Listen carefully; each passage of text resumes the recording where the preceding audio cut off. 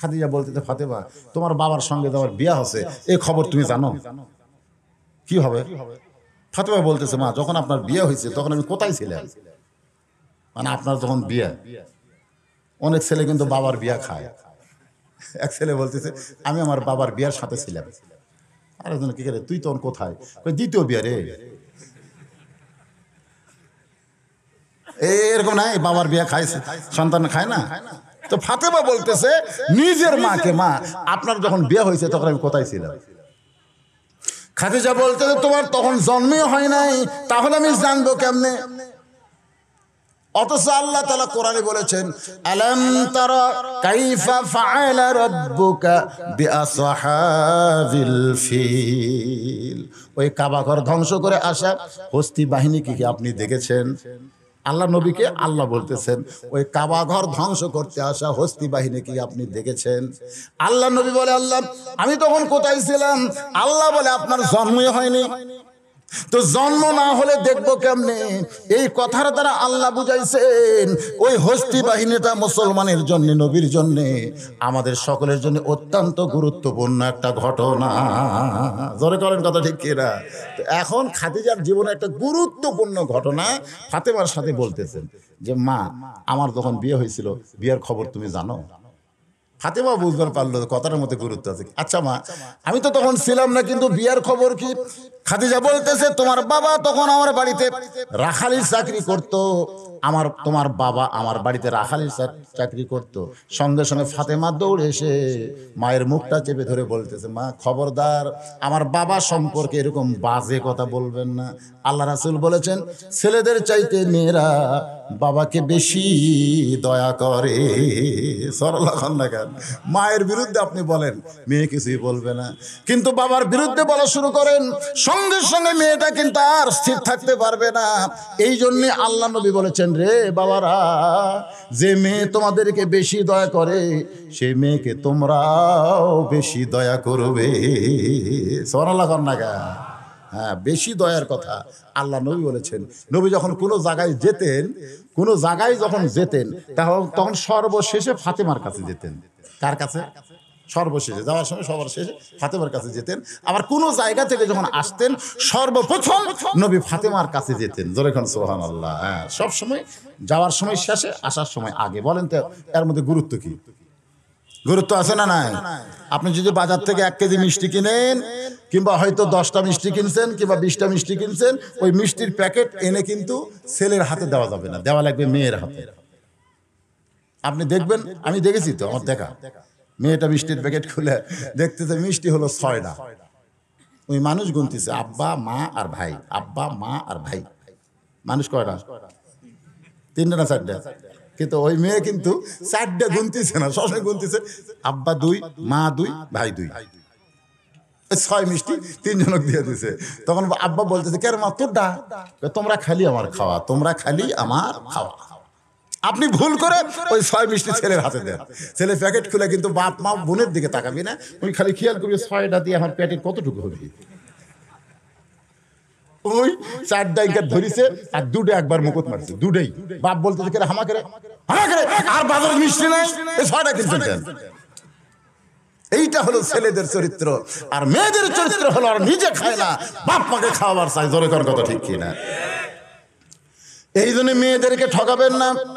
অনেক হাজী সাহেব হজ করতে যাওয়ার আগে 20 বিঘা জমি ছেলেরে দিছে 18 বিঘা, মেয়ের দিছে 1 বিঘা। তাও খাড়িয়ার ধার বোঝেন না, যেখানে আবাদ হয় না, ওই অনাবাদি 1 বিঘা মেয়েকে দিছে, আর 18 বিঘা ছেলেরে দিছে, আর বইয়ের জন্য 1 বিঘা রাখছে। হজ করবার যাচ্ছে, যাওয়ার সময় বলতেছে আমি কাউরে ঠকাইনি, আমি সবাইকে দিয়া হজ করবার যাচ্ছি, যদি মরে যাই। আল্লাহ রাসূল বলেন তুমি কোরআনের ফরজকে অস্বীকার করে নিজে নিজে বন্টন করলে ইচ্ছে মতো তোমার হজ তো কবুল হবেই না, বরং তোমার দেহের সঙ্গে যাদের দেহ লাগবে তাদেরও হজ কবুল হওয়ার সম্ভাবনা নাই। ওই শয়তানকে পাথর না মারে ওই বেয়াদব হাজীকে পাথর মারলে সওয়াব বেশি হবে। ওই শয়তান পাথর মারে না, ওই কেন মারতেছে, ওই শালাক মারা দরকার।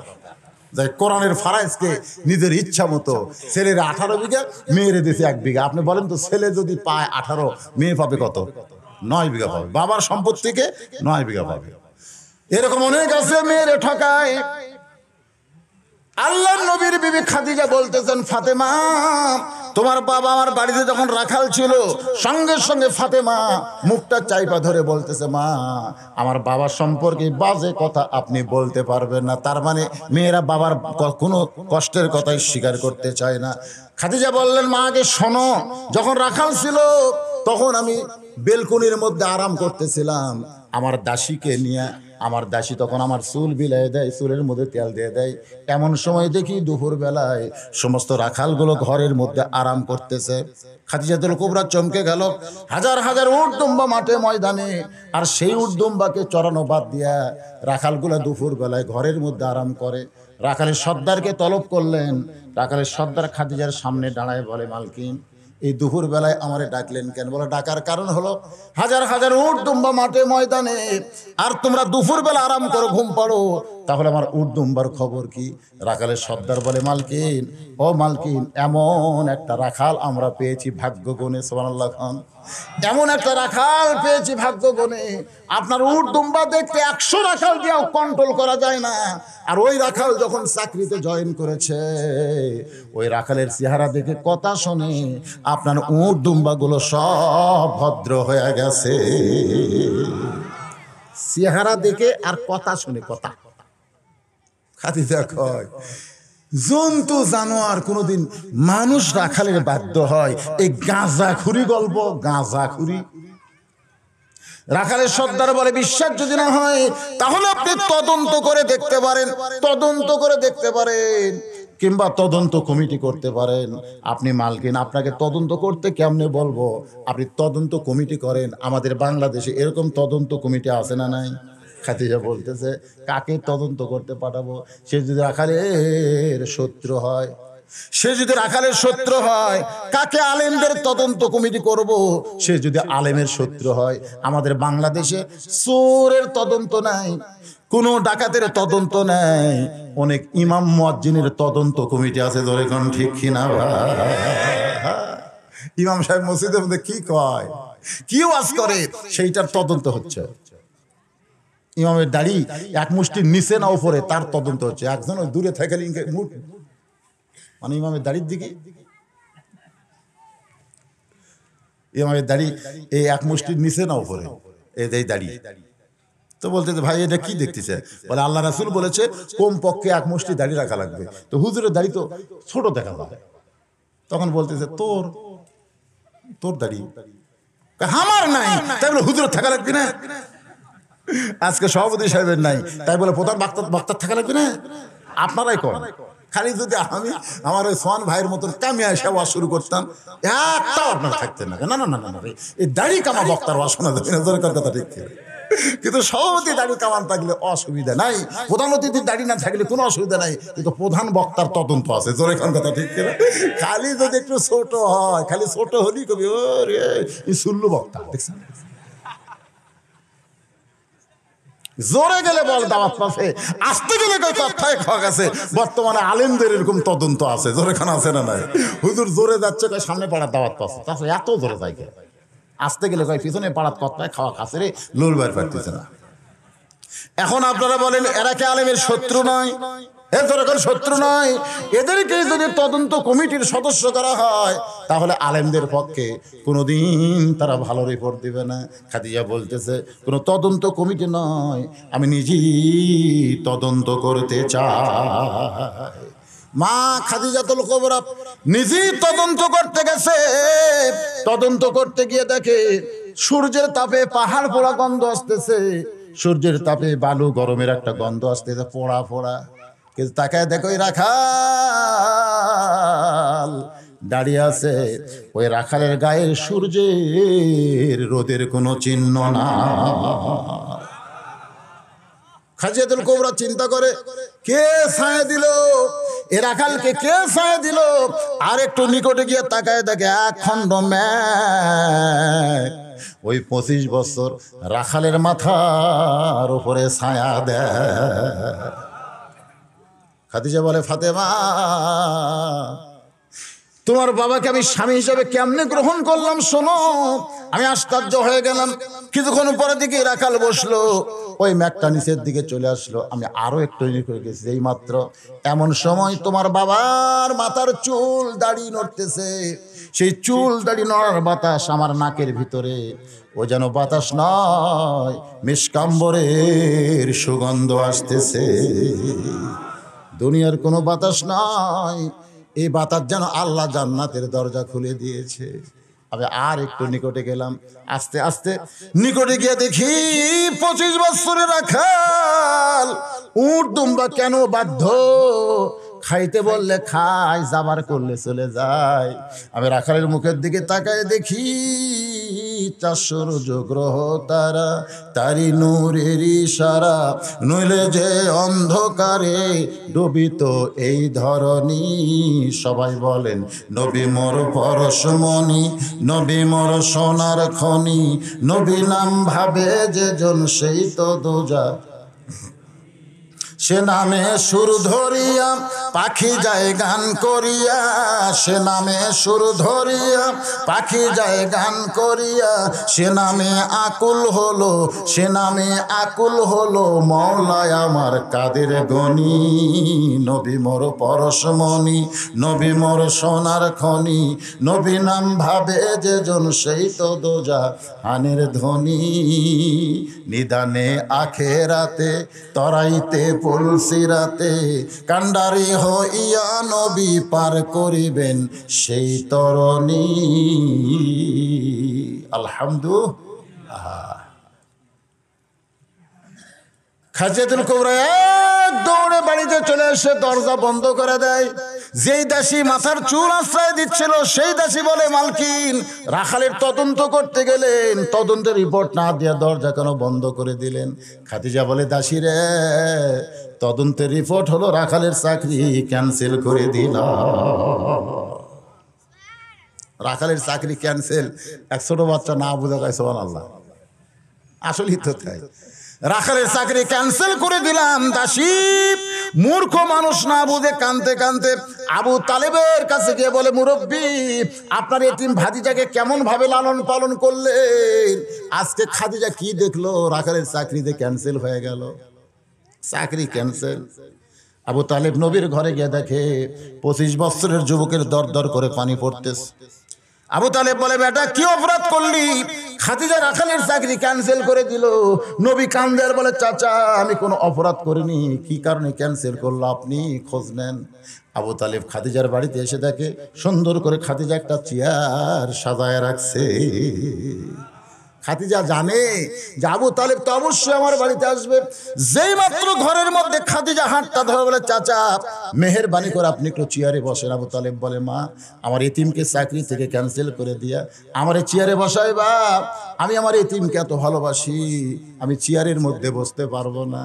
খাদিজা বলে, চাচা আপনার এতিমকে, আপনার রাখালকে চাকরি ক্যান্সেল করার কারণ হলো আমি তাকে আমার স্বামী হিসাবে গ্রহণ করতে চাই।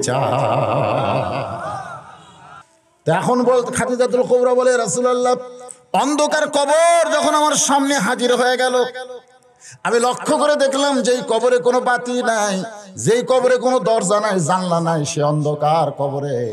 আপনি বলেছেন সর্বশেষে যেই ব্যক্তি ঢুকবে কবরে, সর্বশেষে পৃথিবীর সর্বশেষে যেই ব্যক্তি কবরে ঢুকবে, ওই ব্যক্তিকে কবরের অন্ধকার ঘরে 50,000 বছর থাকা লাগবে।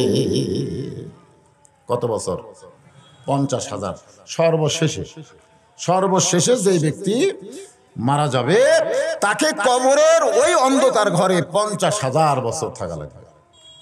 যেই ঘরে কোনো সাথী নাই, বাতি নাই, আমরা একদিন 2 দিন একলা একলা থাকতে পারি না, অন্ধকার কবরে 50,000 বছর আমি কেমনে থাকবো, এই চিন্তা যখন আমার করে যায় আর চোখের মধ্যে ঘুম নাই। ওগো আল্লাহর নবী, না ঘুমায়া ছোট বাচ্চার মতো আপনার হাতটা ধরে কাঁদতেছি, আপনি আমার বেয়াদবি নেবেন না। সঙ্গে সঙ্গে নবী খাদিজার কপালে একটা চুমো দিয়ে বললেন, খাদিজা ওই আল্লাহর শপথ করে বলতেছি ঈমান গ্রহণ করার পরে আপনি আল্লাহর সঙ্গে যে সম্পর্ক গড়ে তুলেছেন, কথাটা খুব গুরুত্বপূর্ণ, খেয়াল করবেন। ঈমান গ্রহণ করার পরে, ঈমানের কলেমা পড়ার পরে না, ঈমানের কলেমা অনেকেই পড়েছে, জোরে কোন ঠিক কিনা? ঈমান গ্রহণ করার পরে আপনি আল্লাহর সঙ্গে যে সম্পর্ক গড়ে তুলেছেন, আল্লাহ আপনার কবরকে জান্নাত বানায়া দিবে। আপনারা বলেন তো, কবর যদি জান্নাত হয় তো 50,000 আর 60,000 খাওয়া আছে? কবর জান্নাত মানে কি? যত বছর রাখে অসুবিধা নাই। আল্লাহ নবী বললেন, খাদিজা ঈমান গ্রহণ করার পরে আপনি সম্পর্ক করেছেন কার সাথে? কথা কয় না। ঈমানের আগে কিন্তু আল্লাহর সাথে সম্পর্ক করা যাবে না। আপনারা বিয়ার আগে কোনো সম্পর্ক জায়েজ আছে? এখন জায়েজ আছে? এই জন্য ঈমানটা হলো কবুল করে নেওয়া। ঈমানটা হলো লা ইলাহা ইল্লাল্লাহ মুহাম্মাদুর রাসূলুল্লাহ, আল্লাহ এবং নবীকে স্বীকার করার নাম হলো ঈমান। যেরকম আমি 1991 সালে বিয়ে করছি, আমি নিজে। আমার বিয়ার বয়স হচ্ছে 30 বছর। এই 30 বছরের মধ্যে আমরা কোনোদিন স্বামী স্ত্রী এক ঘরত বসে কবুল কবুল কবুল কবুল কবুল কবুল জিকির করিনি। কবুল কবুল জিকির করি আমার বউ কোনোদিনও কয়নি যে 30 বছর আগে আমাকে বিয়া হলো কবুল দিয়ে, সে কবুল কি ঠিক আছে না ফেস্টা হচ্ছে, আবার একটু গাঢ় করার জন্য 2জন 8 ঘন্টা বসে একটু জিকির করে আসো, কবুল কবুল কবুল কবুল। এই জিকির যদি কেউ করে, মনে করেন কেউ যদি করতেছে আর রাস্তা দিয়ে যাওয়ার সময় যদি কেউ শোনে, কে রে কবুল কবুল জিকির কিসের হয়? হ্যাঁ, দরজায় ধাক্কা মারছে, স্বামী স্ত্রী 2জন বাড়াইছে, কি জন্য কবুল কবুল? বলে ভাই রে অনেকদিন আগে বিয়ে করছি, বিয়েটা ঠিক আছে কিনা এই জন্য ঝালাই করতেছি, ঝালাই। লোকটা বলবে পাগল, কবুল বলার পরে বউ যদি স্বামীর কথা মতো চলে আর বউ যা চাই স্বামী যদি তাই দেয়, তাহলে এক কবুলে সারা জীবন তোমাদের শান্তি হবে। আর যতই কবুল কবুল জিকির করো, স্বামী যা কয় বউ শোনে না, বউ যা কয় স্বামী বোঝে না, তাহলে কবুল কবুল কবুল কবুল দিয়ে শান্তি হবে? আজকে লা ইলাহা ইল্লাল্লাহ মুহাম্মদ রাসূলুল্লাহ আল্লাহ নবীকে স্বীকার করে নিয়ে ঈমান গ্রহণ করার পরে আল্লাহ নবী আমাদেরকে যা দিয়েছেন সেইটা গ্রহণ করার দরকার আছে না নাই? যখন আছে না নাই? খালি মাঝে মধ্যে দয়াল বাবার দরবারেতে কেউ ফিরে না খালি হাতে, সবাই বলতেছে জাকির পাটি, সেই জিকির করে ভাই। কি জিকির করে? আল্লাহ আল্লাহ লা ইলাহা। আজান দিলে নামাজ পড়ে না, রমজান মাসে রোজা করে না, ধনী হয়েছে হিসাব মতো যাকাত দেয় না, চেয়ারম্যান হয়েছে জনগণের ভোট নিয়ে খেদমত করে না। এখন কথা ঠিক কি না? খালি আল্লাহ আল্লাহ জিকির দিয়া কাম হবে না বাজান, এইটাকে গ্রহণ করা লাগবে। আল্লাহ নবী বললেন, খাদিজা ঈমান গ্রহণ করার পরে আপনি আল্লাহর সঙ্গে যে সম্পর্ক গড়ে তুলেছেন, আল্লাহ আপনার কবরকে জান্নাত বানায়া দিবে। কত বড় খোঁজ খবরই মা খাদিজাকে আল্লাহ নবী দিয়া দিলেন। সঙ্গে সঙ্গে খাদিজাতুল কুবরা নবীর হাতটা বুকের মধ্যে নিয়ে আদর সোহাগের মতন মহব্বত করে বুকের মধ্যে নিয়ে যখন আর একটু কান্দে, রাসূল বলে, খাদিজা আর তো কান্দার দরকার নাই, আবার কেন আপনি এমন করে কান্দেন? খাদিজা বলে, রাসূলুল্লাহ আপনার কথা আমার বিশ্বাস হয়, কিন্তু আমার মনের একটু কল্পনা, আপনার কাছে যদি আমি কিছু চাই আপনি কি এই বয়সে আমার একটু দিবেন না? খাদিজা কিন্তু নবীর কাছে কিছুই চাই নাই, সব নবীকে দিয়ে দিছে। জোরে খান সুবহানাল্লাহ। মানে খাদিজার সহায় সম্পত্তি যা ছিল সব আল্লাহর নবীকে দিয়ে দিছে। সুবহানাল্লাহ কন না কেন? কারণ মা খাদিজার সঙ্গে যখন নবীর বিবাহ হয়েছে, ওই বিবাহের পরে মক্কার কিছু নেতারা তাদের মন খুব খারাপ। ওই আবু জেহেল, উতবা, সাইবা, আবু সুফিয়ান, এরকম খুব ডাকসাইড নেতা যারা, তাদের মন খুব খারাপ যে আমাদের মতো নেতা থাকতে, এত ধনী থাকতে একটা গরিব এতিমকে খাদিজা বিয়া করলো, খাদিজার জীবনটাই নষ্ট। খাদিজার জীবনটা কি? জীবনটাই নষ্ট হয়ে গেল। নেতারা যখন এইরকম বলা বলি শুরু করলো, এই কথাটা আস্তে আস্তে খাদিজার কানে আসলো যে আমার জীবনটাই আমি নষ্ট করছি, আমার জীবনটাই নষ্ট। এই জন্য ওই আবু জেহেল, উতবা, সাইবা সবাইকে খাদিজা একদিন দুপুর বেলায় খাবার দাওয়াত দিছে। নেতারা দাওয়াত পেয়ে খাদিজার বাড়ির দিকে আনন্দ নিয়ে আসতেছে। তাদের মনে ধারণা আজকে হয়তো খাদিজা তার ভুল বুঝতে পেরে ওই অনাথ এতিমকে তালাক দেবে, এইরকম মনে করে সব নেতারা যখন খাদিজার বাড়িতে, এমন সময় খাদিজাতুল কুবরা ওই নেতাদের সামনে উপস্থিত হয়ে বললেন, আপনারা রাস্তাঘাটে, চা স্টলে দোকানপাটে বলা বলি করেন আব্দুলের এতিম পোলাকে বিয়ে করে আমি ঠকে গেলাম, আমার জীবনটাই নাকি নষ্ট হয়ে গেছে, এই জন্যই আপনাদেরকে আমি দাওয়াত দিয়েছি। ওগো মক্কার নেতারা, সত্যি করে বলেন তো আমার জীবন কি নষ্ট হয়ে গেছে? আব্দুলের এতিম পোলাকে বিয়ে করে আমি ঠকে গেছি। আবু জেহেল, উতবা, সাইবা সবাই সমস্যাটা বলতেছে 100 বার ঠিক, 1000 বার ঠিক। খাদিজা বলতেছে এখন আপনারাই উত্তর দিবেন আমি জিতলাম না ঠকলাম। 1 নম্বর প্রশ্ন হলো আপনারা সকলেই বলেন তো আব্দুল্লাহর এতিম পোলার বংশের দাম বেশি না আমার বংশের দাম বেশি? হিসাব করে বলবেন কার বংশের দাম বেশি? সমস্ত নেতারা বলতেছে খাদিজা তোমার বংশ নয়, কিয়ামত পর্যন্ত আব্দুল্লাহর এতিম পোলার বংশের মতন দামি বংশ এই পৃথিবীতে আর কোনোদিন হবে না। সুবহানাল্লাহ।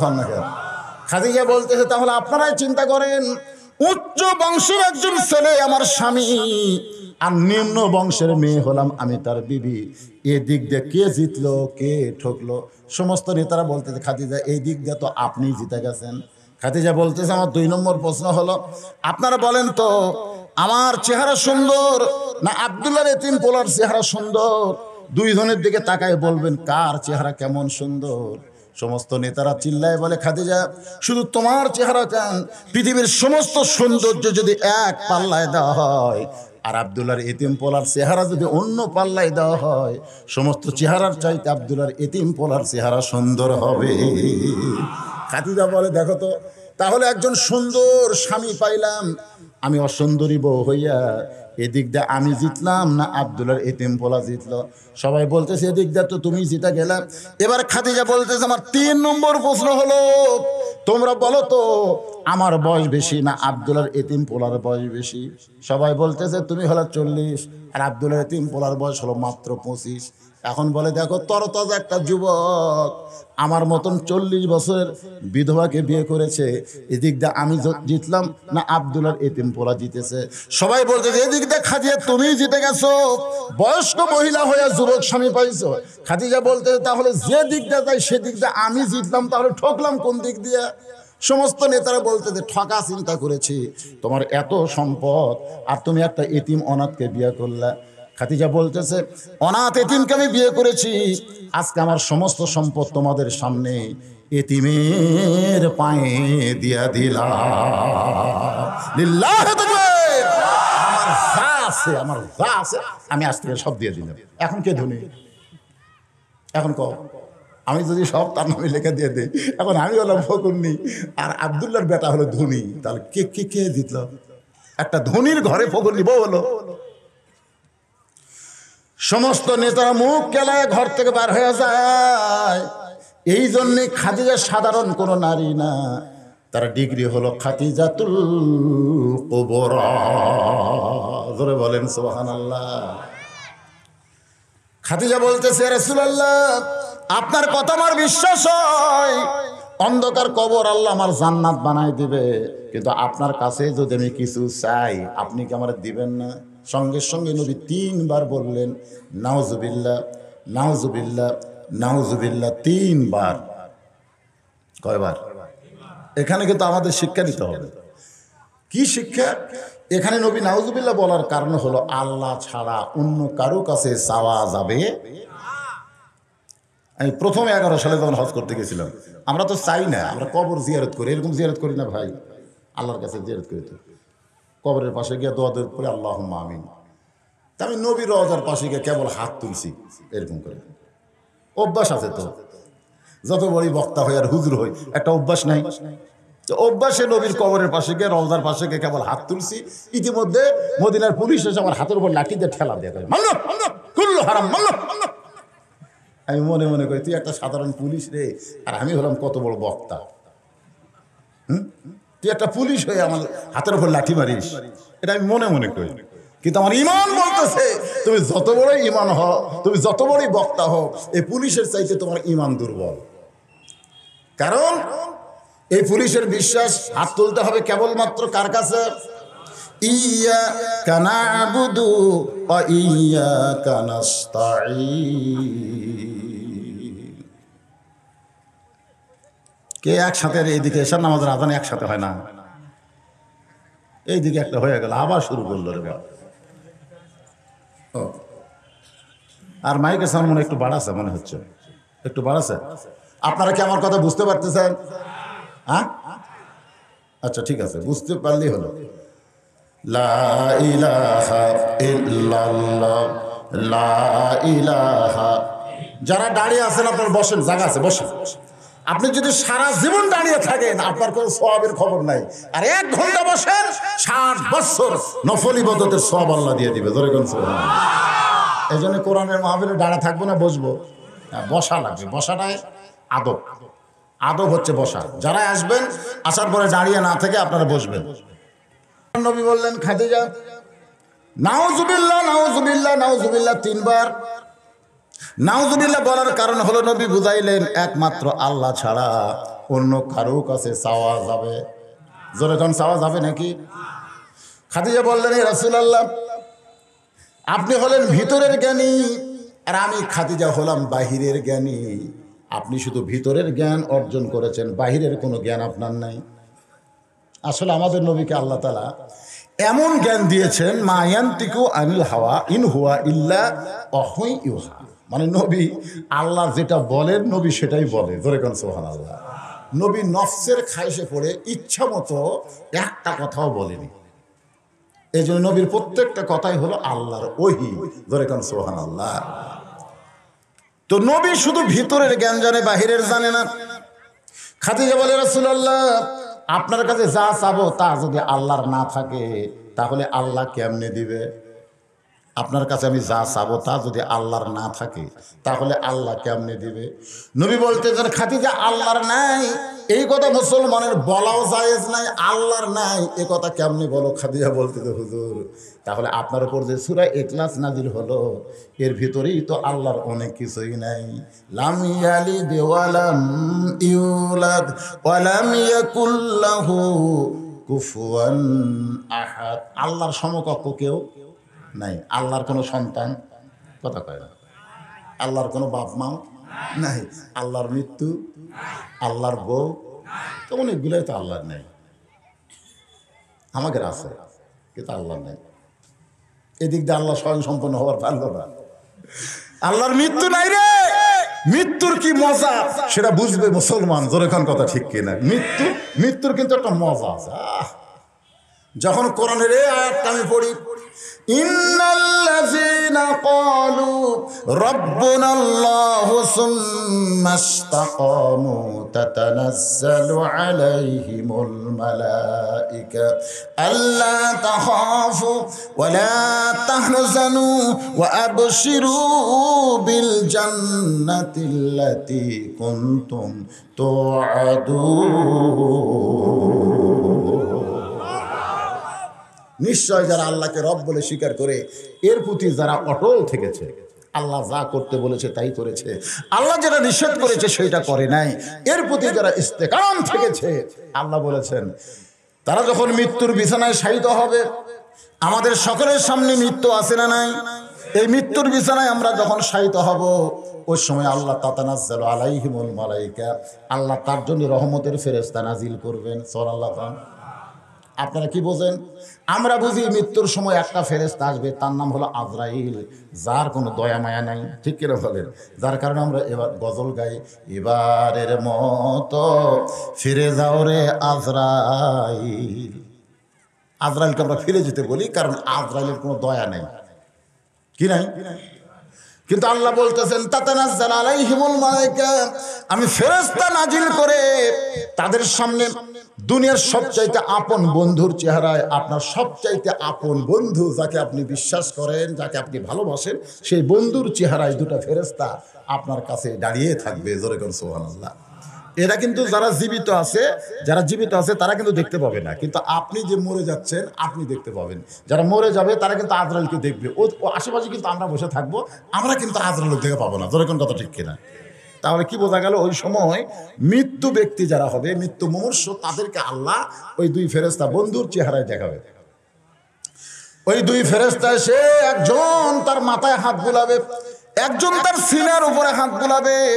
এই মাথা আর সিনা যদি ঠিক থাকে তাহলে মানুষের আর কোনো কিছুর দরকার হয়। একজন বুকের উপরে হাত মালিশ করবে, আর একজন মাথার চুলের মধ্যে হাত বিলকি দিয়ে বলবে আল্লাহ তাকাফ তোমার কোনো ভয় নাই। তুমি মৃত্যুর ভয় করতেছো, তোমার মৃত্যুর কোনো ভয় নাই। আর একজন ফেরেশতা বুকে হাত দিয়ে বলবে ওয়ালা তাহজানু, তোমার কবরের কোনো চিন্তা নাই, তোমার হাসরের কোনো চিন্তা নাই, তোমার মিজানের কোনো চিন্তা নাই, তোমার পুলসিরাতের কোনো চিন্তা নাই। ওয়াবশিরু বিল জান্নাহ, মৃত্যুবরণ করার সঙ্গে সঙ্গে আল্লাহ তোমার জন্য 8টা জান্নাতের দরজা খুলে দিবে। তখন বলবে ভাই তোরা কে রে, তোমরা কে, এত সুন্দর খোঁজ খবরই আমাকে দিচ্ছ, তোমরা কে? বলে আমরা আল্লাহর ফেরেশতা। আমি তো শুনেছি যে বিশাল দেহি একটা আজরাইল জান কবজ করবার আসবে। সে আজরাইল কোথায়? বলে ওই যে দাঁড়ায় আছে দেখেন, আপনার জান কবজ করবে। আজরাইল দাঁড়ায় আছে, এখনো সময় হয় নাই, সময় হওয়া মাত্র আপনার জানটা কবজ করবে। তখন এই মুমিন মুত্তাকি তাকায় দেখবে বিশাল দেহি আজরাইলকে আল্লাহ তাআলা অতি ছোট বানায় দিয়েছে। বিশাল দেহি আজরাইল তার চোখের মধ্যে খুব ছোট দেখতে পায়। বলতে যে ভাইজান আমি এতদিন বিশ্বাস করেছি আজরাইল অনেক বড়, কিন্তু আজকে দেখতেছি আজরাইল এত ছোট কেন? ফেরেশতারা বলবে আজরাইল ঠিকই আছে, কিন্তু আল্লাহ তাআলা আপনার চোখে তাকওয়ার লেন্স পরায় দিয়েছে। তাকওয়ার লেন্স, আপনি ভয় করছেন কাকে? আল্লাহকে। জোরে বলেন কাকে? সেই তাকওয়ার লেন্স আপনার চোখের উপর আল্লাহ সেট করেছে। আজরাইল অনেক বড় হলেও আপনার সম্মানে আল্লাহ তাআলা আজরাইলকে ছোট বানায়া দিছে। মানে চোখের মধ্যে আবার তাকওয়া। আমরা সবসময় ভয় করি কাকে? আজরাইলকে ভয় করার টাইম আছে? কতক্ষণ আজরাইলকে ভয় করার টাইম আছে? যাদের চোখে তাকওয়ার লেন্স পরানো হয়েছে তারা শুধুমাত্র আল্লাহ ছাড়া অন্য কারো ভয় তাদের কলিজায় আল্লাহ ঢুকতে দিবে না। এজন্য আল্লাহ বলেছেন ইন্না আকরামাকুম ইনদাল্লাহি আতকাকুম, ওই ব্যক্তি সবচাইতে বেশি সম্মানিত যার কলিজার মধ্যে আল্লাহর ভয় বেশি। ধরে যান কার ভয়? তখন বলবে কে রে, এতদিন ধরে শুনলাম যে সমস্ত দরিয়ার পানি নাকি আজরাইলে মাথার দিলে নাভি পর্যন্ত ভিজবি না, আজকে বোমবাটিটা কি দেখি? সুবহানাল্লাহ করেন না কেন? আজরাইল তখন সালাম দেবেন, সালামুন আলাইকুম তিবতুম ফাদখুলুহা খালিদিন। কে দিচ্ছে? আজরাইল আল্লাহর পক্ষ থেকে আপনাকে আমাকে বলবে যে আল্লাহর পক্ষ থেকে আপনার উপর রহমতের শান্তি সালাম, আপনার জন্য জান্নাতের দরজা খোলা হয়েছে। সঙ্গে সঙ্গে জান্নাতের দরজা খুলে যাবে। ওই মৃত্যু মুমূর্ষু ব্যক্তিটা দুনিয়া থেকে জান্নাত দেখার সঙ্গে সঙ্গে ওই জান্নাতে যাওয়ার জন্য এরকম হাত মারবে, আমার জান্নাত আমি যাব। দুই ফেরেশতা বলবে আপনার বাড়িতে আপনি যাবেন, কিন্তু যাওয়ার সময় মৃত্যু নামক একটা যানবাহনের পিঠে চড়া লাগবে। এই মৃত্যু নামক যানবাহনের পিঠে চড়ার সঙ্গে সঙ্গে আপনি আল্লাহর জান্নাতে প্রবেশ করবে। তখন ওই লোকটা বলবে, এই মৃত্যু মুমূর্ষু মোত্তাকি বলবে আল্লাহ আমার জীবনের যত শান্তি সব শান্তি তো মৃত্যুর ভিতরে। জোরে খান সুবহানাল্লাহ। কারণ মরিও না, আমার জান্নাতে যাওয়াও হচ্ছে না। ওই লোকটা তখন বলবে তাড়াতাড়ি আমাকে জান্নাতে যাওয়ার ব্যবস্থা করো। আজরাইল এমনভাবে তার জানটা কবজ করবে, মায়ের স্তনে দুগ্ধ পান করতে করতে সন্তান যেমন ঘুমায় যায় এমন ভাবেই দুনিয়া থেকে তার ঘুম দিয়ে দিবে। সুবহানাল্লাহ করে কন্যা। এই মাসটা হলো বিজয়, বিজয়ের মাস। জোরে কোন কিসের মাস? আর 4 দিন পর 16ই ডিসেম্বর আসতেছে। আমি 16ই ডিসেম্বরকে সামনে নিয়ে মক্কা বিজয় থেকে সূরা নসর আপনাদের সামনে আলোচনা করতেছি। আল্লাহর সাহায্য কি আর বান্দার করণীয় কি, এই সূরাটার ভিতর দিয়ে আমাদের বোঝার দরকার আছে না নাই? ইন্নাহু কানা তাওয়াবা। এখানে ইমাম গাজ্জালি ব্যাখ্যা করেছেন তাওয়াবা শব্দের অর্থ হলো আমাদের সবাইকে ফিরে যাওয়া লাগবে। কোথায়? না চাইলেও যাওয়া লাগবে। না চাইলেও যাওয়ার দরকার আছে না? দরকার আছে না? না চাইলেও, মন চাচ্ছে না তাও যাওয়া লাগবে, তাও যাইতে হবে। কিভাবে যাবেন? কেমনে যাবেন? আজকে আমরা অনেক কিছুই মনে করি, কিন্তু কিছু মনে করা যাবে না। বিশ্বাস করেন আমাদের যাইতে হবে। জোরে কোন ঠিক কিনা? দুনিয়ার বাড়ি গাড়ি সহায় সম্পদ, দুনিয়ার ক্ষমতা এগুলা কিছুই না। যেটা মুরাদ হাসানকে নিয়ে দেখা যাচ্ছে, জোরে কোন কথা ঠিক কিনা? কয়েকদিন আগে কি ক্ষমতা, হ্যাং করেঙ্গে ত্যাং করেঙ্গে। আর আজকে দেখেন বাংলাদেশ থেকে পলে যাচ্ছিল, বাংলাদেশ থেকে পালায় যাচ্ছিল, তাকে কেনাডায় জায়গা দেওয়া হলো না, তাকে দুবাই ঢুকতে দেওয়া হলো না। আর বাংলাদেশে বিমানবন্দরে নামবে সেখানেও পর্যন্ত তাকে নামতে দিবে না। এত ক্ষমতা কোথায় গেল? আমাদের বিশ্বাস করতে হবে। তো ইজ্জুমান তাশা পড়েন, তো ইজ্জুমান তাশা অত জিল্লুমান তাশা বিয়াদিকাল খায়র ইন্নাকা আলা কুল্লি শাইইন কাদির। সম্মান দেওয়ার মালিককে, ধরে কোন সম্মান দেওয়ার মালিককে, অপমান করার মালিককে, ভালো মন্দর মালিককে, সমস্ত ক্ষমতার মালিককে। এই বিশ্বাসের উপরে আপনারা একটু মনোযোগ দিয়ে কথাগুলো শুনবেন। খাদিজা বলতেছে, রাসূলুল্লাহ, আমি আপনার কাছে যা চাবো তা যদি আল্লাহর না থাকে তাহলে আল্লাহ কেমনে দিবে? আল্লাহ কেমনে দিবে? রাসূল বলে, খাদিজা আপনি কি চাবেন? খাদিজা বলে, মনে করেন হুজুর, মনে করেন আমার বিয়ে হয় নাই, আমার বিয়ে হয় নাই, আমি গভীর রাত্রে তাহাজ্জুদ পড়ে কাঁদতেছি আর বলতেছি, আল্লাহ আমার পেটে একটা বাচ্চা দাও, আমি একটা বাচ্চার মা হব। আমার বিয়ে হয়নি, বিয়ে হয়নি, কিন্তু আমি কাঁদতেছি আল্লাহর কাছে, আল্লাহ চোখের পানি বার করে, আল্লাহ আল্লাহ আমাকে একটা বাচ্চা দাও, আল্লাহ আমি একটা বাচ্চার মা হব। আপনার বলেন তো আল্লাহ দিবার পারবে না? জোরখান পারবে কি পারবে না? কিন্তু দিবে না, দিবে না। কেন দিবে না? আল্লাহ একজনকে দিয়াই যে বিপদে পড়ছিল, তার নাম হলো মরিয়ম। জোরখান তার নাম কি? মরিয়মের পেটে স্বামী ছাড়া একটা বাচ্চা দিয়ে, ভাই বাচ্চা সেই হলো, সমস্ত লোক যা ধরলো জাকারিয়াকে। জাকারিয়া কিন্তু মরিয়মের খালু, মানুষের সন্দেহের চোখ, বোঝেন না? জাকারিয়া আলাইহিস সালাম হচ্ছেন মরিয়মের খালু, তাকে ধরলো তুমি খালু হয়ে অকাম করছে। জাকারিয়া মারছে দৌড়, সমস্ত লোক লাঠি নিয়ে জাকারিয়া আলাইহিস সালামকে গ্রেফতার করতে চায়। জাকারিয়া কান্দের কয়, আল্লাহ কাম করলে তুমি আর পিটুন খাচ্ছি আমি। আল্লাহ কয়, জাকারিয়া আর কোনোদিন করব না। আদমকে আমি বাপ মা ছাড়াই তৈরি করেছি, দুনিয়াতে পাঠাইছি বাপ মা ছাড়া, আর ঈসাকে পাঠাইলাম বাবা ছাড়া। এটা হলো আমার কুদরত। কিয়ামত পর্যন্ত আর স্বামী ছাড়া কোনো মেয়ের পেটে বাচ্চা আসবে, স্বামী ছাড়া মানে পুরুষ ছাড়া। এখন যদি কোনো মেয়ে 14ই ফেব্রুয়ারি পালন করবার যায়, স্বামী ছাড়া আর পেটে বাচ্চা আসছে, এবার জনগণ ধরতে গিয়ে তোর বিয়ে হয়নি, তোর পেটে বাচ্চাকে, তখন বলবে আল্লাহ দিছে, আল্লাহ দিছে। আপনার মানবেন? কোন মানবেন? ওই যদি বলে মরিয়ম, ওই একটাই, ওই একটাই, কিয়ামত পর্যন্ত স্বামী ছাড়া পুরুষ ছাড়া কোনো নারীর পেটে বাচ্চা আসবে না, এ কথা আল্লাহ ঘোষণা করেছে। সুবহানাল্লাহ বলে। আল্লাহ নবী বলেন, খাদিজা আপনি যতই কান্দেন স্বামী ছাড়া আপনার পেটে আল্লাহ বাচ্চা দিবে না। খাদিজা বলতে যে হুজুর তাহলে দেখেন, যেটা আল্লাহর কাছে চাইলেও পাওয়া যাবে না সেটা আল্লাহর কাছে কেন চাবো? এই জন্য আপনার কাছে আমি চাই।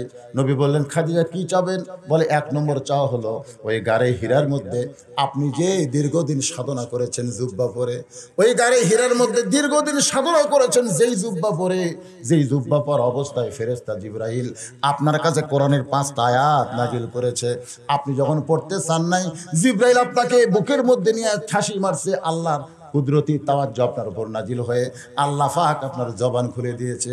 আমি দেখেছি হুজুর, ওই গাড়ে হীরা থেকে আপনি আসার পরে আর কোনোদিন গাড়ে হীরায় আপনি যান নাই, ওই গাড়ে হীরার জুব্বাটা আপনি যত্ন করে রেখে দিয়েছেন। আমার মনের বড় বাসনা, আমি খাদিজা মরে গেলে ওই জুব্বাটা আমার কাফনের কাপড় দিয়া দিবে। আমার 2 নম্বর চাওয়া হলো আপনার পবিত্র হাত দিয়ে খাদিজার দেহখানা কবরের ঘরে নামায় দিবেন। আপনার পবিত্র হাত দিয়া এই খাদিজার দেহটা কবরের ঘরে নামায় দিবেন। আমার 3 নম্বর চাওয়া হলো কবরে মাটি দিয়ে সবাই যখন চলে যাবে, এমন সময় আল্লাহ 2টা ফেরেশতা কবরে পাঠাবে। ওই 2টা ফেরেশতা নিয়ে কি আপনাদের চিন্তা হয়? চিন্তা হয়? একজন আমাকে কয়, হুজুর কিসের চিন্তা? প্রশ্ন আউট, উত্তর আউট। এই পরীক্ষার কোনো ভ্যালু আছে? ভ্যালু আছে? আমাদের বাংলাদেশের খালি প্রশ্ন আউট হলি সাথে সাথে সাংবাদিক সম্মেলন, প্রশ্ন আউট কেন হলো না? ছাত্রকে জীবন নষ্ট। আর আল্লাহ দেখেন আউট করে দিছে, মান রব্বুকা 1 নম্বর প্রশ্ন, অমা দিনুকা 2 নম্বর প্রশ্ন, অমান নাবিউকা 3 নম্বর প্রশ্ন। এখন দেখো আমি আল্লাহ দয়া করে তোমাকে করে প্রশ্ন আউট করে দিলাম, উত্তর লিয়া তোমরা কবরত আসো। তোর কোন কথা ঠিক কিনা? কত দয়াবান দেখছেন, আগে আউট করে দিছে, তাও যেন আমার বান্দারা পরীক্ষায় পাস করে। তারপরেও যে পারবি না, তারপরেও গিয়ে পারবে না। কেন পারবে না? যেই ব্যক্তি নামাজ পড়ে না, যেই নামাজের শুরুতে হচ্ছে আলহামদুলিল্লাহি রাব্বিল আলামিন, রুকুতে হচ্ছে সুবহান রাব্বিয়াল আযীম, সিজদাতে হলো সুবহান রাব্বিয়াল আলা, যেই বলবে মান রব্বুকা, তোমার রবকে, বেনামাজি যদি বলে আল্লাহ, পিটন হবি ভাই। আর নামাজি ব্যক্তি যারা, তাদের এক নম্বরের উত্তর দেওয়া লাগবে না, খালি সিনা টান করে কবরের মধ্যে বসে থাকবে। ফেরেশতার সাথে বসাবি, ওই সিনা টান করে বসে থাকবে। মনকে না কেরে কাকে মান রব্বুকা, তো রবকে, সাথে ডান সাইডে নামাজ খাড়া হবে। কাক রব সম্পর্কে প্রশ্ন করতেছে? এই মনকে নাকি কাক রব সম্পর্কে প্রশ্ন করতেছে? তুই বল, একদিন 5 ওয়াক্ত নামাজে এই বান্দা কতবার রব কছে? মনকে নাকি আমরা জানি না, তো ধরিস কে? সরাল্লাহ খবর না, জানি না তো রব সম্পর্কে প্রশ্ন করিস কেন? একদিনের নামাজে কতবার রব রব কইছে? তাহলে এক মাসে কত কথা, সারা জীবনে কতবার রব রব বলছে, তার হিসাব দেয়া, তারপর প্রশ্ন কর। দুই ফেরেশতাকে আল্লাহ তোমার বান্দাকে মান রব্বুকা প্রশ্ন করতে নামাজ যে গরম হয়েছে, আল্লাহকে 1 নম্বর বাদ দে, 2 নম্বর কম। সুবহানাল্লাহ খবর না? খাজিয়াতুল কুবরা বলে, রাসূলুল্লাহ, মুনকির নাকির আসিয়া যখন জিজ্ঞাসা করিবে দিন কি তোমার মাবুদকে, বা তখন কি বলিবে?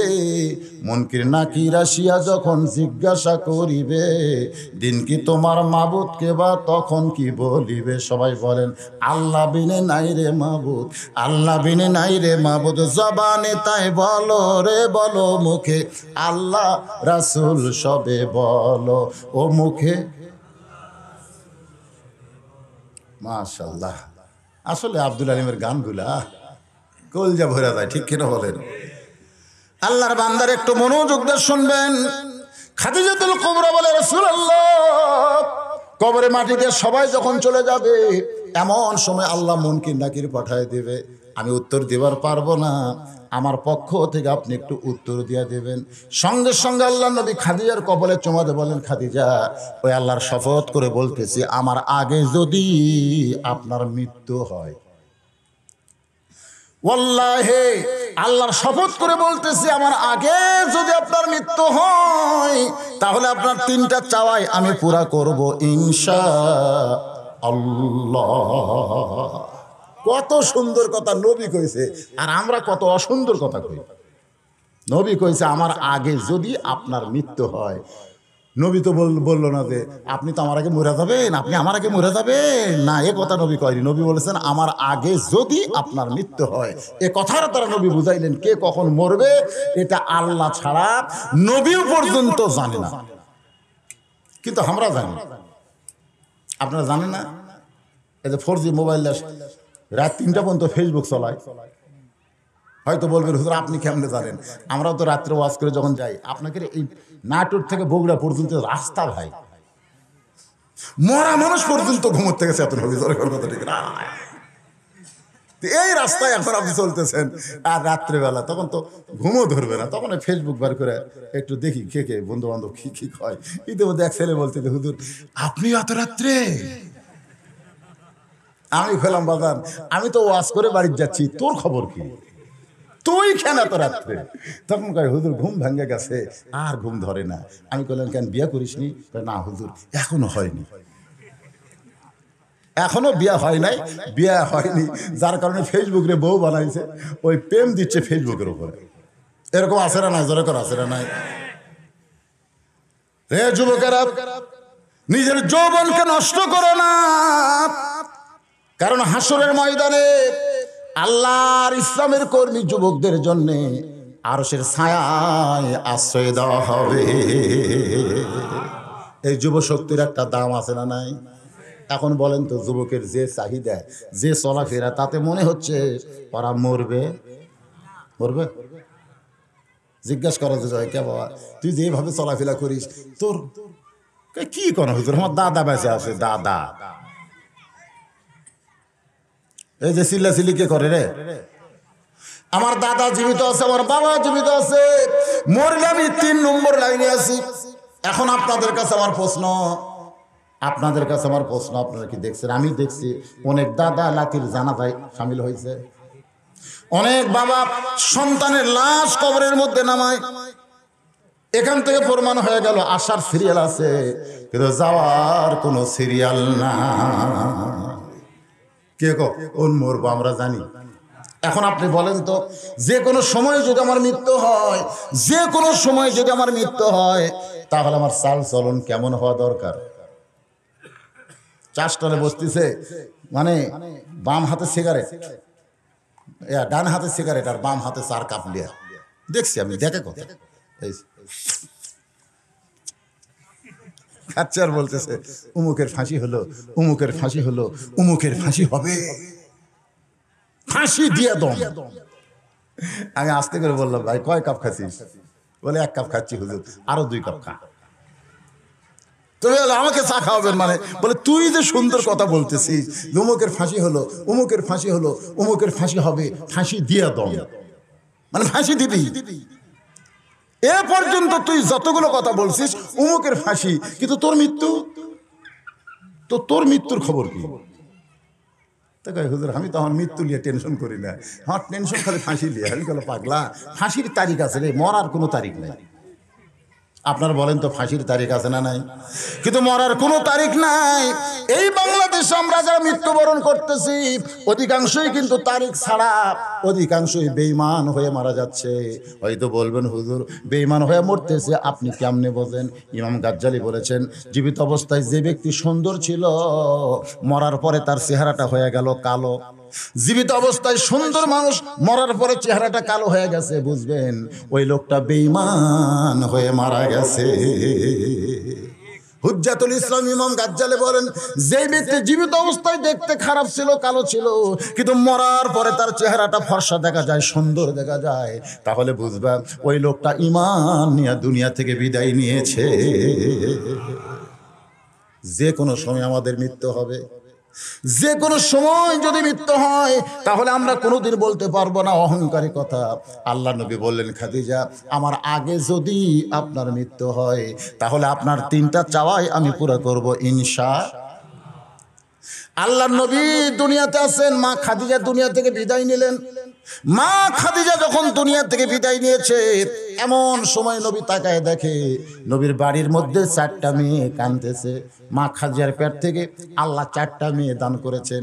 3টা ছেলে দিয়েছিলেন, কিন্তু ছেলেগুলো অকালে চলে গেছে। আর 4টা মেয়েকে আল্লাহ তাআলা হায়াত দিয়েছিলেন। একটা মেয়ের নাম হলো কুলসুমা, একটা মেয়ের নাম হলো জয়নাব, আর একটা মেয়ের নাম হলো রোকেয়া, আর একটা মেয়ে সকলেই জানি নাম হলো খাতুনে জান্নাত ফাতেমাতুজ জোহরা। তাহলে মেয়ে কয়টা? 4 মেয়ে। 3টা মেয়ে কাঁদতেছে, কান্নার শব্দ নবীর কানে আসতেছে। মা মরে গেছে, মেয়েরা কাঁদতেছে, কান্নার শব্দ নবীর কানে আসতেছে। কিন্তু একটা মেয়ের দিকে নবী লক্ষ্য করে দেখে মেয়েটা কাঁদতেছে, কিন্তু কান্নার কোনো শব্দ নাই। 2 চোখ দিয়ে দর দর করে পানি পড়তেছে। ফাতেমার কান্না।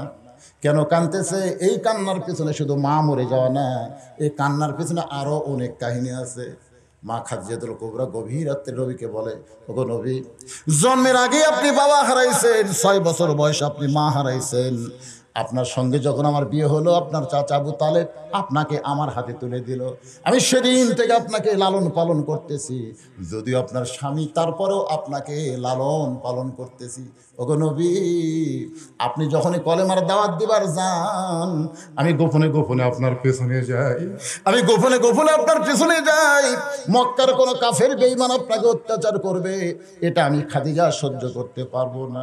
কিন্তু হুজুর আমি মরে যাওয়ার পর আপনার দেখাশোনা কে করবে? আপনার দেখাশোনা করার তো কেউ দুনিয়াতে থাকলো না। এমন সময় 6-7 বছরের মেয়ে ফাতেমা দৌড়ে এসে ওই মায়ের চোখের পানি মুছে দিয়ে বলে, মা আমার বাবাকে নিয়ে আপনি কোনো টেনশন করবেন না। আপনি যেমন আমার বাবাকে আশ্রয় দিয়ে রেখেছিলেন আসলের তলে, আমিও তেমন আমার বাবাকে দেখে শুনে রাখতে চাই। খাদিজাতুল কুবরা দুনিয়া থেকে বিদায় নেওয়ার পরে 3টা মেয়ে মা মা বলে কাঁদতেছে, আর ফাতেমার চোখ দিয়ে দর দর করে পানি পড়তেছে। আমার বাবার দেখার আর কেউ থাকলো না রে। 2 চোখ দিয়ে দর দর করে পানি পড়তেছে। নবী কান্না থেকে বুঝতে পারলেন, নবী ফাতেমাকে ডাক দিলেন। ফাতেমা যখন নবীর ঘরের মধ্যে ঢুকেছে, আল্লাহ নবী বললেন, মা তোমার মা দুনিয়া থেকে বিদায় নেওয়ার আগে আমার একটা ওসিয়ত করে গেছে, এই ওসিয়তটা কিন্তু পালন করা লাগবে। ফাতেমা বলে, বাবা আমার মা কি ওসিয়ত করেছে? আল্লাহ নবী বলতেছেন, তোমার মা বলেছে ফাতেমাই যেন আমাকে গোসল করায় দেয়, ফাতেমাই যেন আমাকে কাফনের কাপড় পরায় দেয়, এই ওসিয়ত করেছে। ফাতেমা বলতেছে, বাবা আমার আরো 3টা বোন আছে, সেই 3টা বোনকে নিয়ে কি আমি মারে গোসল করাতে পারবো না? আমার আরো 3টা বোন আছে, তাদেরকে নিয়ে কি আমি মারে কাফনের কাপড় পরাতে পারবো না? আল্লাহ নবী বললেন, ফাতেমা আল্লাহর মা, তোমার মা শুধু তোমার কথায় আমাকে ওসিয়ত করেছে। এখান থেকে বোঝা গেল ওসিয়ত জায়েজ, ওসিয়ত সুন্নাত, ওসিয়ত ওয়াজিব, এরকম আছে। এটা কিন্তু ওয়াজিব ওসিয়ত, ওয়াজিব। আপনি যদি ওসিয়ত করেন যে আমি মরে গেলে মসজিদের মুয়াজ্জিন আমাকে গোসল করাবে, মসজিদের মুয়াজ্জিন, আপনি খেয়াল করে দেখেন আপনার এলাকার কোন মুয়াজ্জিন ঠিক মতো আজান দেয়, সেই মুয়াজ্জিনকে আপনি আগেই 10,000 টাকা দিয়ে থাকবেন যে ভাই আমি মরে গেলে তুই আমাকে গোসল করাবো, আগে দিয়ে থাকবেন। এটার নাম হলো হাদিয়া। এটার নাম কি? হাদিয়া। যে তুমি মুয়াজ্জিন, তোমার মাথা সবচাইতে উপরে থাকবে হাসরে। আল্লাহ রাসূল বলেছেন, নবী সাহাবীদের চাইতো আল্লাহর ওলিদের চাইতো মুয়াজ্জিনকে আল্লাহ বেশি সম্মান হাসরে দিয়া তার মাথা রাখবে সবার উপরে, নূরের একটা টুপি তার মাথায় পরিয়ে দেওয়া হবে। জোরে কান সুবহানাল্লাহ। তো এখন মুয়াজ্জিন আপনাকে গোসল করাবে, ওসিয়ত করলেন, আপনি ওসিয়ত করে গেছেন যে আপনার গোষ্ঠীর মধ্যে কোনো মৌলবি নাই, তা আপনার জানাজা কে পড়াবে? তা আপনি একজন ভালো হুজুরকে ওসিয়ত করলেন যে হুজুর আপনার আগে যদি আমি মরে যাই আমার জানাজাটা আপনি পড়াবেন। আচ্ছা ঠিক আছে, যে কবরে আপনি 50,000 বছর থাকবেন সে কবরটা খুঁড়বে কে? কবরটা কে খুঁড়বে? নামাজি না বেনামাজি? এর একটা ওসিয়ত নাই? কথা কন না কেন? না পাইকারি হারে সবাই? আমার এলাকায় দেখছি মানুষ মরে গেলে ওই মানুষটা যে কত বড় অনাথ এতিম হয়, আহারে। আর যাই জীবিত আছে তাকে বলতেছে, ভাই আমরা কবর খুলবার যাচ্ছি, তুমি 5 প্যাকেট সিগারেট দাও। মানে ওরা কবর খুলবার যাচ্ছে, 5 প্যাকেট সিগারেট দাও। তখন ওই কি করবে, এরা তো পারতেছে না, ছেলেরা তো পারতেছে না। এখন ওই 5 প্যাকেট সিগারেট দিয়েছে, ওরা ওটি থেকে কোদাল কান্দত লিয়া সিগারেট ধরাছে, ওটি থেকেই কবরের গোরস্থানের মধ্যে যায় সিগারেট বন্ধ হয়, চলতিছে, ফুরে গেলে আবার ধরাচ্ছে, আবার কোদাল মারতেছে, মানে জমির আল কাটতে গেছে, মানে পুকুর খুঁড়বার কাছে, ওইটা যে কবর খুঁড়তেছে ওদিকে ওদের খেয়ালই নেই। কারণ এরা নামাজি পড়ে না, বেনামাজি বেশিরভাগই। জোরে কার কথা ঠিক কি? দুনিয়ার একটা বাড়ি আপনি বানাবেন, যেমন তেমন মিস্ত্রি দিয়ে বাড়ি বানান, কথা কন, যেমন তেমন মিস্ত্রিকে বাড়ি বানান। আমি 3 তলা 4 তলা একটা বিল্ডিং করব, এলাকার মধ্যে সবচাইতে ভালো মিস্ত্রিকে সে যেন আমার বিল্ডিংটা বানায় দেয়। যে বিল্ডিং আপনি থাকতে পারবেন না, সেই বিল্ডিং বানানোর যদি ভালো মিস্ত্রি লাগে, যে কবরে 50,000 বছর আপনি থাকবেন, সেই কবরের ঘর বানাতে ভালো মিস্ত্রির দরকার নাই? এখন ভালো মিস্ত্রির দরকার নাই না? যাই তাই যাই তাই কবর কেন খুঁড়বে? আপনি একজন মুসলমান ওসিয়ত করেন, মা খাদিজা ওসিয়ত করেছে ফাতেমা যেন আমাকে গোসল করায় দেয়, ফাতেমা যেন আমাকে কাফনের কাপড় পরায়। ফাতেমা বলতেছে, বাবা আরো 3টা বোন থাকার পরেও মা আমার ব্যাপারে কেন ওসিয়ত করলো আপনি কি জানেন? আল্লাহ রাসূল বলে, ফাতেমা তোমার কাছে আমি বলতে চাচ্ছিলাম না, তারপরেও তুমি যখন শুনতে চাও শোনো। একদিন গভীর রাত্রে তোমার মা আমার কাছে বলতেছে, ইয়া রাসূলুল্লাহ আপনি সব খবর আল্লাহ আপনাকে জানায়, বলেন তো আমি মরে গেলে আমার কি হবে? আমার কোনো সুখের খবর আপনার কাছে আছে? রাসূল খাদিজার কবলে চুমাতে বলেন, খাদিজা আপনি জানেন এই দুনিয়াতে 10 জন পুরুষকে আল্লাহ জান্নাতের সার্টিফিকেট দিয়েছে, আবার 10 জন নারীকেও আল্লাহ জান্নাতের সার্টিফিকেট দিয়েছে। পুরুষের মধ্যে 1 নম্বর হলো আবু বকর, আর নারীদের মধ্যে 1 নম্বর হলো খাদিজাতুল কুবরা। আপনি হলেন নারী জাতির 1 নম্বর জান্নাতি। মা খাদিজা মুস্কি মুস্কি যখন হাসে, রাসূল বলে, খাদিজা কি হাসি? বলে, ইয়া রাসূলুল্লাহ তাহলে পুরুষের মধ্যে 2 নম্বর হলো হযরত ওমর, নারীদের মধ্যে 2 নম্বর। বলে, খাদিজা 2 নম্বর কে হলে ভালো হয়? 2 নম্বর কে হলে ভালো হয়? আয়েশা হলে ভালো হয় না হাফসা হলে ভালো হয় না উম্মে সালমা হলে ভালো হয়? তখন কিন্তু একটা বউ নবীর ছিল না যতদিন খাদিজা জীবিত ছিল। জোরে কোন কথা ঠিক কিনা? আসলে এটা আমি বলতেছি, তখন নবীর কোনো বিবি ছিল না, শুধু ছিল নাম কি? খাদিজা। খাদিজা বললেন, ইয়া রাসূলুল্লাহ 2 নম্বর ফাতেমা হলে ভালো হয়। আমার কলিজার টুকরা ফাতেমাকে আল্লাহ জানো উমর ফারুকের মতন পুরুষের 2 নম্বর নারীদের বানায়া দেয়। আল্লাহ রাসূল মুস্কি হাসিতে বললেন, খাদিজা আপনি ফাতেমাকে 2 নম্বর জান্নাতি ঘোষণা করার কথা বলতেছেন, অথচ আপনার ফাতেমা তো জান্নাতি নয়, আপনার ফাতেমা তো জান্নাতি নয়। সঙ্গে সঙ্গে খাদিজা চিৎকার করে বলে, রাসূলুল্লাহ আমার ফাতেমা যদি জান্নাতি না হয় তাহলে ফাতেমার খবর কি? রাসূল বললেন, জান্নাতি নারীদের নেত্রী। যেই শুনছে জান্নাতি নারীদের নেত্রী, তখন বলতেছে, রাসূলুল্লাহ যে মেয়েটা আমার জান্নাতি নারীদের নেত্রী হবে, ওই মেয়ের হাতের পরশে আমার যখন গোসল করাবে আমার মনে হয় জান্নাতের পথে আমি অনেক এগিয়ে থাকব। ওই মেয়েটা যদি আমাকে কাফনের কাপড় পরায় দেয়, নবী বললেন, ফাতেমা এই জন্যই তোমার মা তোমাকে ওসিয়ত করেছে, যাও তোমার মাকে তুমি গোসল করাও। মা ফাতেমা কান্না বন্ধ করে দিয়ে খাদিজাতুল কুবরাকে গোসল করালেন। গোসল করানোর পরে আল্লাহ নবীর ঘরের মধ্যে এসে বলতেছে, বাবা তাহলে এখন আমার মায়ের কাফনের কাপড়ের ব্যবস্থা করেন। আল্লাহ নবী বললেন, ব্যবস্থা হয়ে আছে, এই ধরো কাফনের কাপড়। এই বলে নবীর জুব্বাটা যখন ফাতেমার হাতে দেয়, ফাতেমা জুব্বা হাতে নিয়ে ছোট বাচ্চার মতন কান্দে ফিকে ফিকে আর বলে, বাবা আমি মায়ের কাছে গল্প শুনেছি, আমার মা মক্কার সবচাইতে ধনবতী রমণী। জোরে কান সুবহানাল্লাহ। আমি সব সময় মায়ের কাছে থাকার কারণে মায়ের জীবনের বহু গল্প আমি জানি বাবা। কারণ যে মা মেয়ে একসঙ্গে থাকে, আপনারা বলেন তো মায়ের জীবনের গল্প মেয়ে জানে কি জানে না? ধরে কোন জানে কে জানে না? আমার গল্প আমার বউ কিন্তু আমার বড় মেয়ের কাছে বেশি বলে, মানে আমি যা করছি যা কিছু ও তো তখন হয়নি, বিয়ার পর থেকে অনেক গল্প আমার বড় মেয়ে জানে। কে কইছে? ওর মা কইছে। ফাতেমা কান্দারে বলে, বাবা মক্কার সবচাইতে ধনবতী রমণী আমার মা, রাখাল থেকে আপনাকে স্বামী হিসেবে গ্রহণ করলো, আজকে সেই মা মারা গেছে। মক্কার দোকানে কি নতুন কোনো কাপড় নাই? নতুন কোনো কাপড় না দিয়া এই পুরাতন জুব্বা কেন দিচ্ছেন গো বাবা? নবী কান্দারে বলে, ফাতেমা এই জুব্বা আমি তোমার মাকে দেইনি মা, এই জুব্বাই তোমার মা আমার কাছে চাইছে। ফাতেমা বলে, বাবা এই পুরাতন জুব্বার বিশেষত্ব কি? আল্লাহ নবী বললেন, ফাতেমা এই জুব্বা সাধারণ কোনো জুব্বা নয় মা, এই জুব্বার সঙ্গে আল্লাহর কোরআনের সম্পর্ক রয়েছে।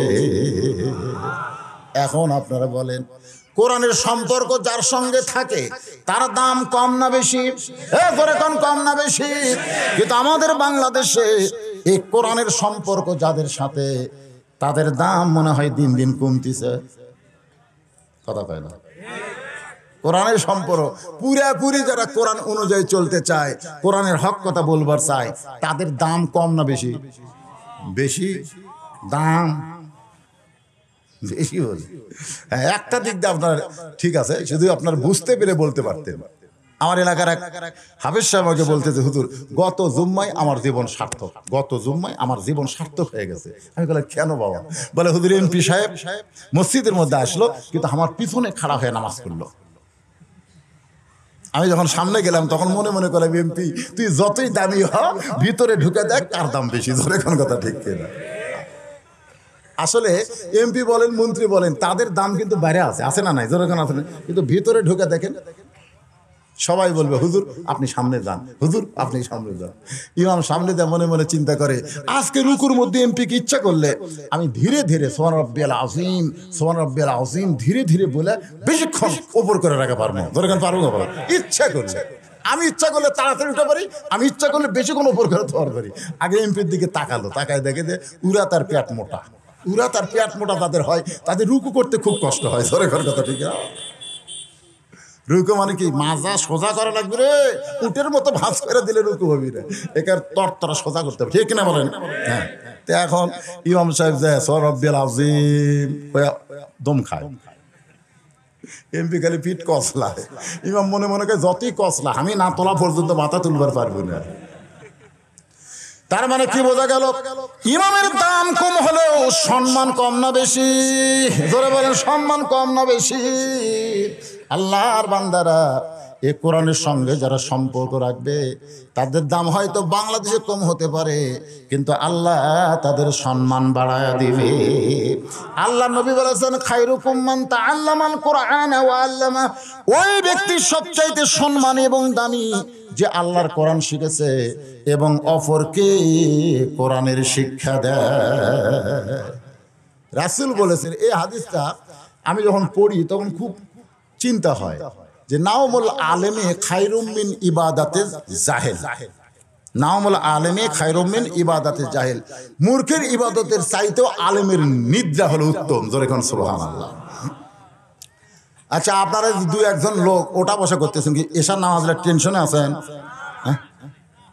আজান অনেক আগে হয়ে গেছে, তো এশার নামাজ আমি যদি ওই এশা পর্যন্ত ওয়াজ করতাম তাহলে তো আপনারা 1 ঘন্টা ওয়াজ করতেন।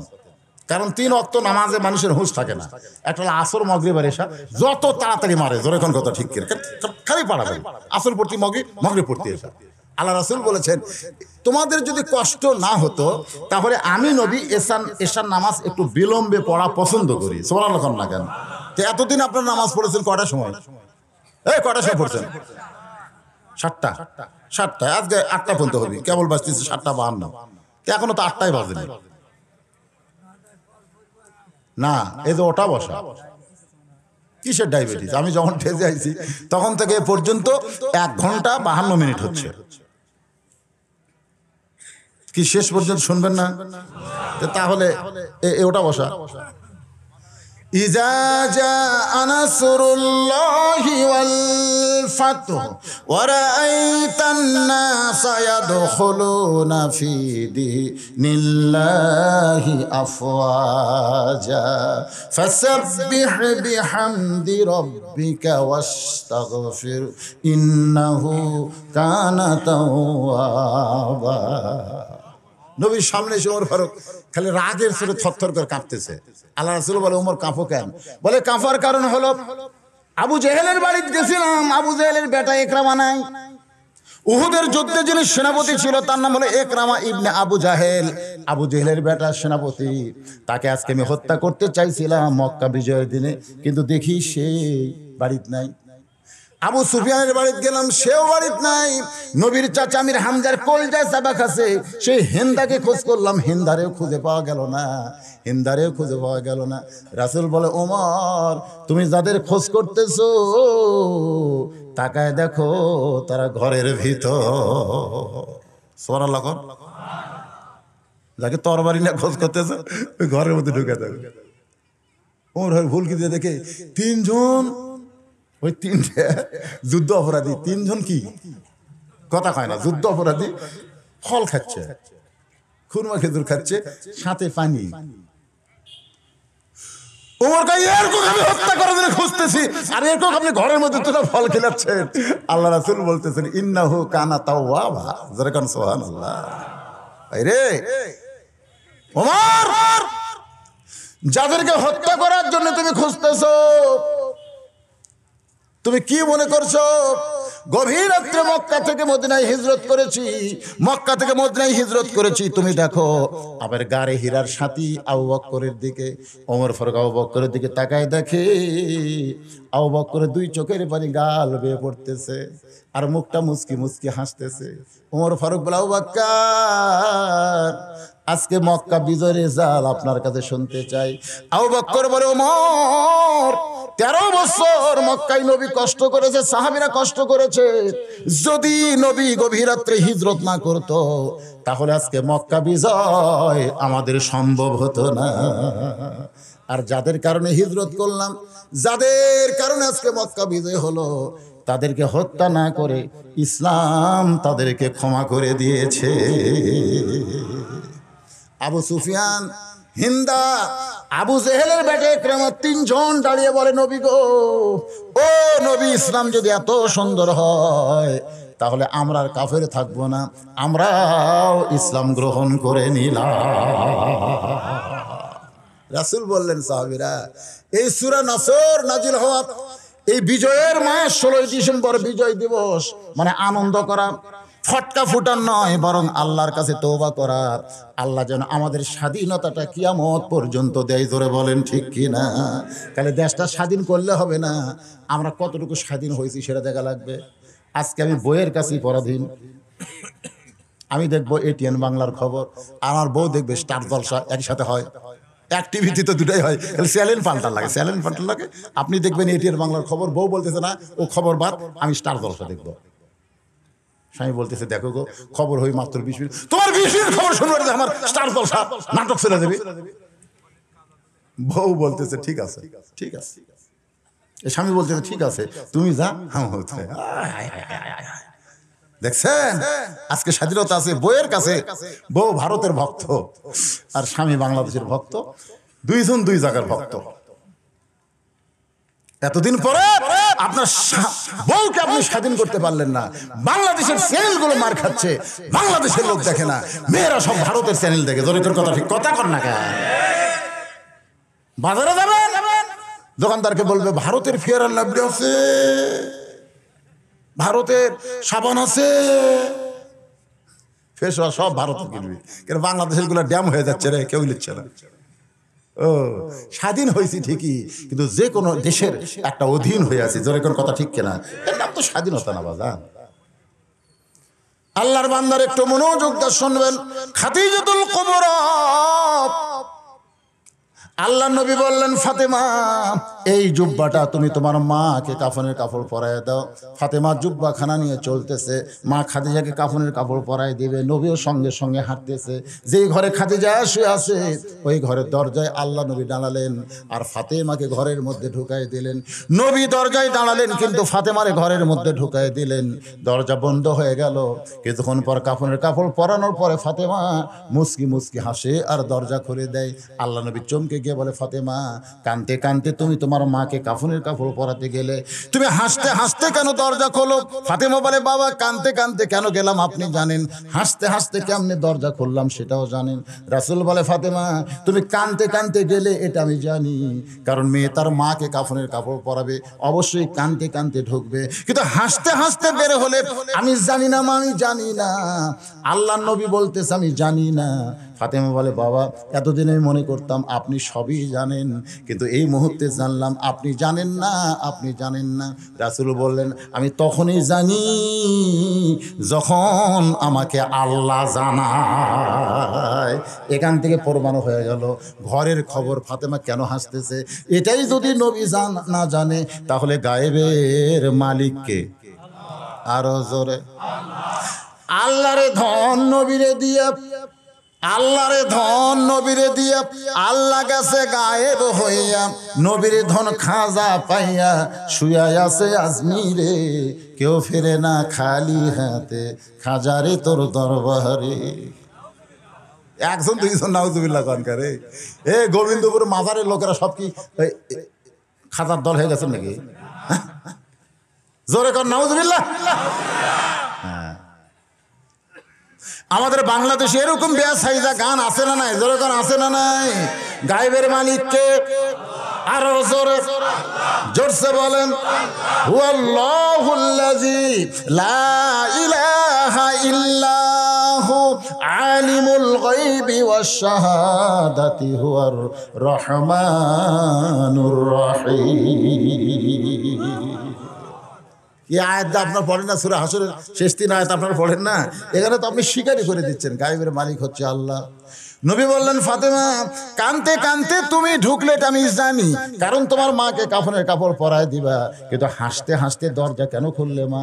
আমি নবী তো জানি না। ফাতেমা বলে বাবা তাহলে শোনেন, আমি যখন আপনার জুব্বা নিয়ে মাকে পরাবার গেছি, আমার মাকে যখন জুব্বা পরাবো কাফনের কাপড় হিসাবে ইয়ানজুরু বিনুরিল্লাহ, তখন আমার দুইটা চক্ষু বন্ধ হয়ে যায়। আমি বন্ধ করি না, কে যেন চক্ষু আমার বন্ধ করে দেয়। আমার মাকে কাপড়ের কাপড় পরাবো, এমন সময় চক্ষু বন্ধ হয়ে গেছে। আমি তখন দেখতে পাইছি বাবা আমার মাকে আল্লাহ তাআলা জান্নাতের পোশাক পরাইছে। সেই জান্নাতি পোশাকের উপরে আমি ফাতেমা আপনার জুব্বাখানা পরায় দিয়ে হাসতে হাসতে দরজা খুললাম। রাসূল কান্দার বলে ফাতেমা যেদিন তোমার মা আমাকে নবী বলে স্বীকার করেছে, ও ফাতেমা দুনিয়াতে কোনো বউ তার স্বামীকে নবী বলে স্বীকার করবে? মনের মধ্যে একটু ডাউট হয়, হয় কি হয় না? কারণ আমার এতে হয়, দুনিয়ার সবাই আমাকে হুজুর কয়, কিন্তু বউ আমাকে হুজুর কয় না। আমি কইছিলাম হুজুরকে ডাক দিলে তোমার মুখে একটু শুনবার চাই, কেমন লাগে একটু হুজুর কত? বউ কয় জনগণ চিনে না তাই হুজুর কয়, কিন্তু আমি চিনি মালটা কি। হুজুর এত সহজ নয়, আমরা বইয়ের কাছে হুজুর হবার পারি নাই। আর সর্বপ্রথম নবীকে নবী বলে স্বীকার করেছে খাদিজাতুল কুবরা। সুবহানাল্লাহ। কারণ খাদিজা জানে আমার নবীর ভিতরেও যা বাহিরেও তাই। আর আমাদের বউ জানে এরা বাড়িয়া হুজুর, কিন্তু ভিতরে হাসতেছেন। সর্বপ্রথম আবু বকর জীবন গ্রহণ করে নাই, আগে করছে খাদিজা, বউ নবী বলে স্বীকার করছে। সুবহানাল্লাহ কর না কেন? সর্বপ্রথম নবী বলে স্বীকার করার সঙ্গে সঙ্গে আমার বিশ্বাস আল্লাহ তোমার মায়ের সঙ্গে ভালো ব্যবহার করবে। আল্লাহ তোমার মায়ের সঙ্গে ভালো ব্যবহার করেছে। নবী খাদিজাতুল কুবরাকে ওই অন্ধকার কবরের মধ্যে নামায় দিচ্ছেন। দুই চোখ দিয়ে দর দর করে পানি পড়তেছে, গাল বেয়ে বেয়ে টপ টপ করে পড়তেছে। আবু বকর বলে, ইয়া রাসূলুল্লাহ হুজুর, আপনি যদি এমন করে কাঁদেন তাহলে আমরা কেমনে সহ্য করব? রাসূল বলে, আবু বকর, আমি যখন খাদিজার লাশটা নিয়ে কবরের মধ্যে নামছি, আমি নবী হয়ে নামিনি, আমি নবী হয়ে না স্বামী। আজকে খাদিজাকে হারায়া আমি বড় একা হয়ে গেছি। তোমরা কি জানো এই গভীর রাত্রে সে যতই রাত হোক ঘড়ি দেখে না, ঘড়ি দেখে না। যখন আমি দাওয়াতের কাম শেষ করে দরজায় এসে দাঁড়াইছি, কোনোদিন খাদিজা বলে আমাকে ডাক দেওয়া লাগে নাই। দরজায় দাঁড়ানোর সঙ্গে সঙ্গে খাদিজা দরজা খুলে দেয়। নবী বলেন, খাদিজা আপনি দরজা কেমনি খুললেন গো? আমি তো আপনাকে ডাক দেই নাই। খাদিজা বলে, হুজুর, ওই যে বিবাহের আগে 25 বছর বয়সে আপনাকে তদন্ত করতে গিয়া আপনার দেহ থেকে একটা সুগন্ধ পাইছিলাম, সেই সুগন্ধ এখন আমার নাকের ভিতরে। আপনি হলেন মেশকাম্বর, আপনি যখন চলে যান আমি দরজার কাছে নাকটা লাগায়া দাঁড়িয়ে থাকি।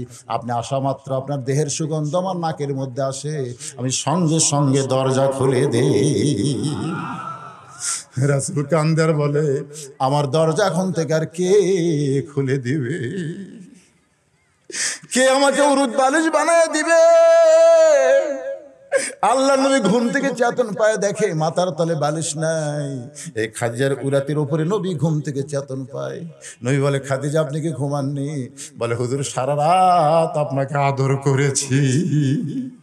আজকে সেই খাদিজা অন্ধকার কবরে, আমার চোখ দিয়ে দর দর করে পানি পড়তেছে। আমি কি করব? সাহাবীরা শোনো, আমার তো করার কিছুই নাই, বড় একা হয়ে গেলাম, আমি বড় একা হয়ে গেলাম। খাদিজাকে কবরে মাটি দেওয়ার পরে আল্লাহ নবী কবর থেকে নড়েন না।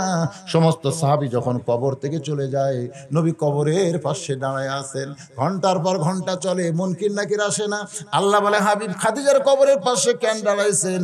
বলে, খাদিজার কবরে মুনকির নাকির পাঠালে উত্তর দিবার পারবে না, খাদিজার পক্ষ থেকে আমি নবী একটু উত্তর দিবার চাই। আল্লাহ বলে, হাবিব ওই খাদিজার কবরের চিন্তায় দুনিয়াতে জীবিত অবস্থায় চোখের পানি দেখে আমি আল্লাহ এত খুশি হয়েছি। খাদিজার কবরে মুনকির নাকির যাবে না, আমি আল্লাহ খাদিজার পক্ষে উত্তর দিয়া দিলাম।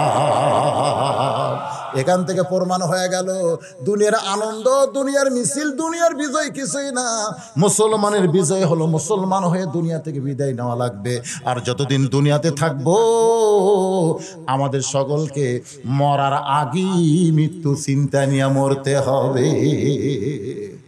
এখানে বলা হচ্ছে ইন্নাহু কানা তাওয়াবা। সূরা নসরের শেষে আমাদের সকলকে ফিরে যেতে হবে কার কাছে? তওবা। তাওয়াবা মানে কি? তওবা, তওবা, ফিরে আসতে হবে। আমরা যে কোনো সময় মৃত্যুবরণ করব। আজকে আমরা এই মাহফিলটাকে তওবার মাহফিল হিসেবে গ্রহণ করি। আজ থেকে বাকি জীবনে ইচ্ছা করে অলসতা করে একটা ওয়াক্ত নামাজ বাদ দিব। যারা বলতেছেন না, ইচ্ছা করে অলসতা করে একটা ওয়াক্ত নামাজ বাদ দিব।